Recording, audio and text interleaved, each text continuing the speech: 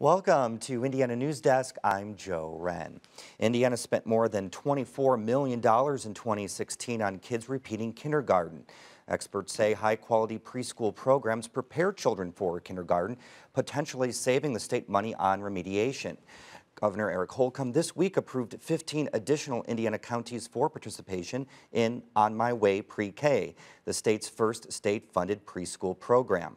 The counties were added as a result of the Indiana General Assembly's decision earlier this year to expand the program from 5 to 20 counties. But the legislation also sets aside money for another preschool option. Lindsay Wright joins us now to tell us more about it.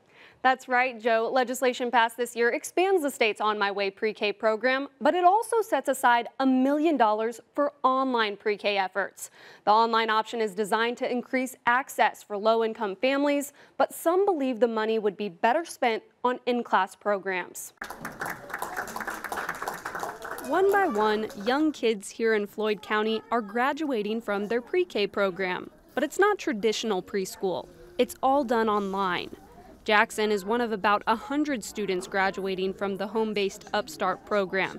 He also attends an in-class preschool, but his mom was eager to try something new with him so he would be prepared for kindergarten. My daughter, she didn't have a rough start, but she wasn't maybe as prepared as I would have liked. New Albany Floyd County Schools is the first district in the state to pilot the Upstart program through a federal grant. The Waterford Institute in Utah develops the program, which New Albany schools also use as a reading intervention tool for K through 2nd grade classes. That's why Tony Duffy, the director of elementary education, says he was expecting positive results.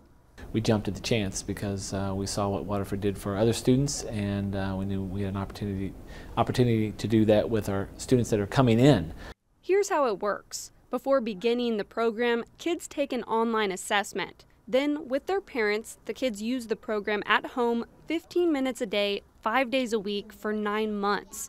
They take the same assessment once they've completed the program, and then they graduate.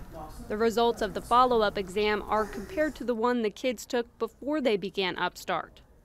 And you might not think that was really long enough for children to learn much, but the software is so individualized that it teaches the children exactly what they need to know before they move on to the next thing. Currently, more than 27,000 low-income 4-year-olds don't have access to high-quality PreK in Indiana. Several counties have limited options or even no option. The Indiana General Assembly is putting $1 million toward online PreK, and it's not exactly clear yet how the money will be distributed. The legislation also allocates more money to the state's On My Way PreK program launched 2 years ago, which gives PreK scholarships to low-income kids. Some argue that $1 million for online PreK should be prioritized to the traditional preschool style. An online PreK program can help a child develop specific skills, say in letter identification or numeracy, but cannot provide the same depth and breadth of skills a child will get from a high-quality classroom-based PreK experience. Maple says online PreK simply can't provide kids with some of the critical social skills, for example, that are necessary for development. And Waterford officials acknowledge that, but say the true advantage of programs like Upstart is access. So it's all about the access. We are not here to replace anything. We know how valuable site-based and high-quality early education is. But some people can't get there, some people can't afford it. Miner says it is best to pair the program with a site-based preschool, but the most important goal is for the child to be kindergarten ready. If you can't get your 4-year-old to school, or if the district doesn't have transportation funds, or if you're so rural that you don't have a site-based program, you know, this will get the children ready to go to school. It's called kindergarten readiness. It's not called preschool. Reynolds says she fully expects Jackson to have an easy transition into kindergarten. 2, 3, 4 months into it, you're kind of like, okay, we really have to spend every night doing this, but it's worth it because I've seen the things, I've seen the growth. For Indiana News Desk, I'm Lindsay Wright. Lindsay, thanks for that report. So what are some of the challenges in getting a program like that going in Indiana? So every state is different. This organization is based in Utah, and for example, families in Utah have more two-parent households. So families there don't necessarily look like the ones in Indiana, and in Indiana they don't look like families in Mississippi where another pilot program is being done.